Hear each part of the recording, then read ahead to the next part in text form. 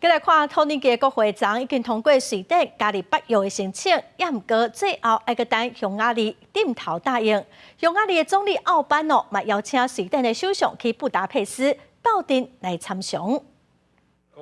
托尼基国会以287票对55票批准瑞典为因国土的安全，应对罗西亚甲乌克兰的全面入侵，加入北约的申请。北约秘书长史托滕伯格对托尼基的决定表示欢迎，而且希望匈牙利嘛当赶紧核准。美国驻托尼基大使弗雷克嘛发声明俄罗。Şunu görüyoruz yani İsveç anayasasını değiştirdi. İsveç yasal düzenlemeler getirdi. İsveç PKK iltisaklı insanları hem tutukladı hem yargıladı.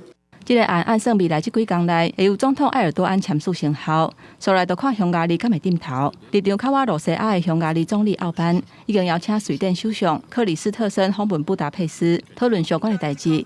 埃尔多安去年10月向国会提交瑞典加入北约的申请，嘛讲到美国支持对托尼基军售 F-16战斗机的案。迄当阵，就分析人士指出，托尼基和瑞典过关，军售案嘛会顺利。不过目前美国国会对这个交易也无明确的时间表。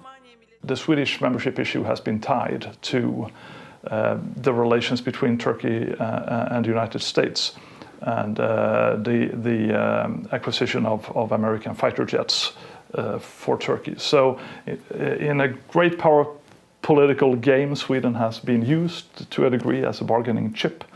瑞典、芬兰2022年申请加入北约，迄当阵托尼基以这两国认同库德族工人党表示反对。 库德族工人党是托尼基认定的恐怖组织。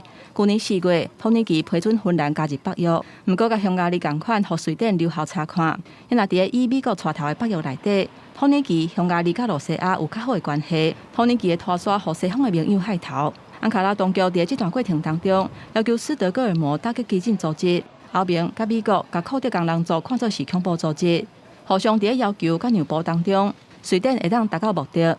公司新闻黄文良编译。